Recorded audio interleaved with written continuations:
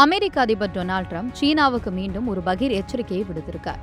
ஒரு பக்கம் நட்பு பாராட்டுவது போல பேசினாலும் மறுபக்கம் மிரட்டல் விடுப்பதும் மீண்டும் நட்பு பாராட்டுவதுமாக ட்ரம்பின் நடவடிக்கைகள் உலக அரங்கில் பெரும் குழப்பத்தை ஏற்படுத்தியிருக்கு. வெள்ளை மாளிகையில் தென்கொரிய அதிபரை சந்தித்த போது பேசிய ட்ரம்ப் சீனாவுக்கு ஒரு நேரடி வார்னிங்கை கொடுத்திருக்கார். அவர் சொன்னார், சீனா எங்களுக்கு அரிய பூமி காந்தங்களை கொடுக்க வேண்டும், இல்லையென்றால் அவர்கள் மீது 200% வரி அல்லது ஏதாவது ஒன்றை வசூலிக்க வேண்டும். அரிய பூமி காந்தங்கள் செல்போன் முதல் போர் விமானங்கள் வரை பல நவீன தொழில்நுட்பங்களுக்கு மிக மிக அவசியமான ஒன்று. இதன் உற்பத்தியில் சீனா தான் உலகின் கீழ். ட்ரம்ப் மேலும் கூறுகையில், நாங்கள் 100%, 200% வரி விதித்தால் சீனாவுடன் எந்த வியாபாரமும் செய்ய மாட்டோம். அப்படி செய்ய வேண்டியிருந்தால் அதுவும் சரிதான் என்று ஒரு அதிரடி நிலைப்பாட்டை எடுத்துள்ளார். இந்த மிரட்டலின் உச்சமாக அவர்களிடம் சில சீட்டுகள் உள்ளன, எங்களிடம் நம்ப முடியாத சீட்டுகள் உள்ளன, ஆனால் நான் அந்த சீட்டுகளை விளையாட விரும்பவில்லை. நான் அந்த சீட்டுகளை விளையாடினால் அது சீனாவை அழித்துவிடும் என்று எச்சரித்துள்ளார். ஆனால் அந்த அட்டைகள் என்ன என்பதை அவர் விளக்கவில்லை. இப்படி மிரட்டல் விடுத்த அதே பேட்டியில்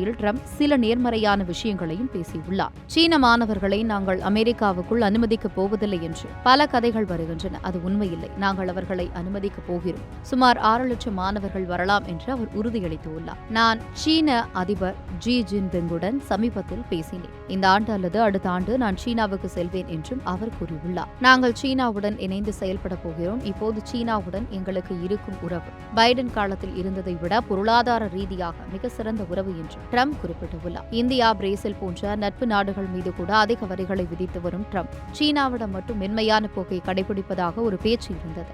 ஆனால் திங்கட்கிழமை அவர் விடுத்த இந்த மிரட்டல், வரி என்ற அச்சுறுத்தல் இன்னும் உயிரோடுதான் இருக்கிறது என்பதை சீனாவுக்கு உணர்த்தியுள்ளது. மே மாதம் முதல் இரு நாடுகளுக்கும் இடையே ஒரு வர்த்தக போர் நிறுத்தம் நடைமுறையில் இருக்கிறது. ஆனால் அரிய பூமி காந்தங்கள் மற்றும் AI சிப்கள் போன்ற விஷயங்கள் இன்னும் தீர்வு காணப்படவில்லை. ட்ரம்பின் இந்த இரட்டை நிலைப்பாடு சீனாவுடனான உறவில் என்ன தாக்கத்தை ஏற்படுத்தும்? இது ஒரு ராஜதந்திர அழுத்தமா அல்லது நிஜமான மிரட்டலா? இந்த சர்வதேச அரசியல் குறித்து நீங்க என்ன நினைக்கிறீங்கன்னு உங்க கருத்துக்களை கீழே கமெண்ட்ல சொல்லுங்க.